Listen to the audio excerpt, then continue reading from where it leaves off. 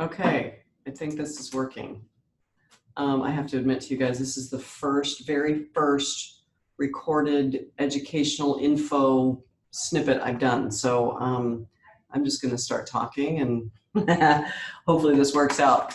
So Vince, partner of Stephen, I know that your schedule is a little bit hectic. When I talked to Steve the other day, we were talking about LLC and the need for and the restrictions of as it relates to conventional financing. There's a bit of rhetoric that goes along with the LLC conversation related to exclusively conventional loans. It no longer applies when we start talking about non-QM or bridge, private money, commercial loans. The LLC conversation is not applicable. So let me just start by commenting. And I'm not sure if you're aware of my background. I'm not going to bore you with that resume right now. But briefly, every set of conventional loan documents you ever sign will contain language that is called the due on sale clause. Due on sale. This is a scary way of saying that you would be forced to refinance this loan at your expense. The language itself, I feel like, is kind of ominous. It's not as if they're going to show up at your house with handcuffs, right? Or they're going to levy your bank accounts. But I think we agree that the cost of a refinance is going to be more than enough incentive to want to avoid that like the plague. Let me also, in the beginning of this commentary, share with you from my own personal experience as a fellow real estate investor. I have executed an instrument that is called a quit claim deed, Q-U-I-T, claim deed. Sometimes you'll hear it called a warranty deed, depending on the state, but generally quit claim. I've executed this document hundreds of times over the years, guys, whereby transferring from my individual name into my single member LLC. That's important. We'll come back to that in a minute. I've done this hundreds of times. I've never had, oh, there's my peanut butter. I've never had any issue with the due on sale clause. Likewise, so I've been at this a very, very long time, focusing on investors and their needs. I can tell you both that tens of thousands of my clients over the years, I'm certain, have done the same exact thing. It has never been brought to my attention that any of them has had any particular issue or entanglement with the due on sale clause. But before I can kind of put all this into perspective, let me just stop and cover my backside. Here's my disclaimer. I am not an attorney. I am not giving you legal advice. You are still signing a legal document that says you don't intend to do it. Intend is actually the word used, and kind of in my mind is kind of the operative. Anyway, so there it is. I'm covered. So let's put this into perspective. First of all, there's two statements that we have to agree are true before the following commentary is relevant. The first being this.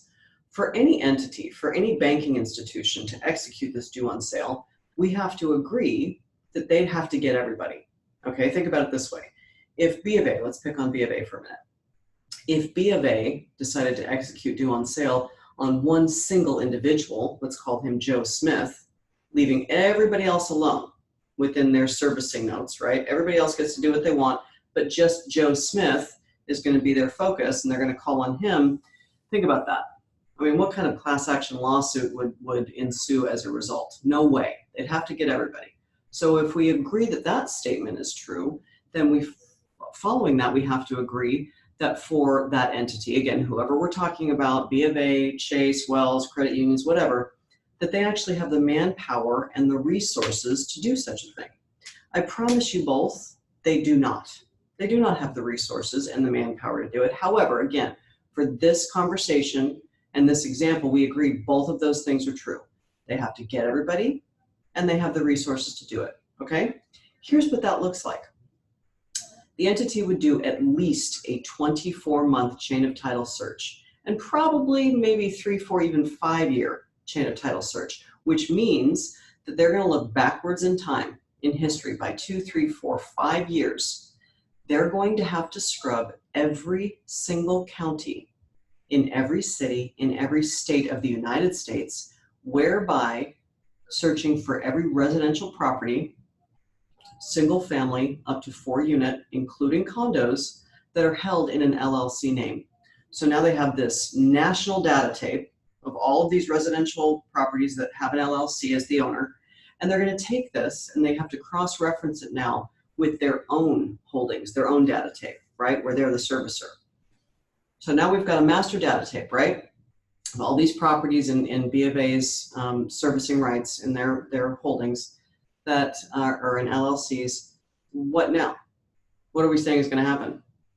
Wells Fargo is going to call all of those performing notes and assets due and payable? No, I don't think so.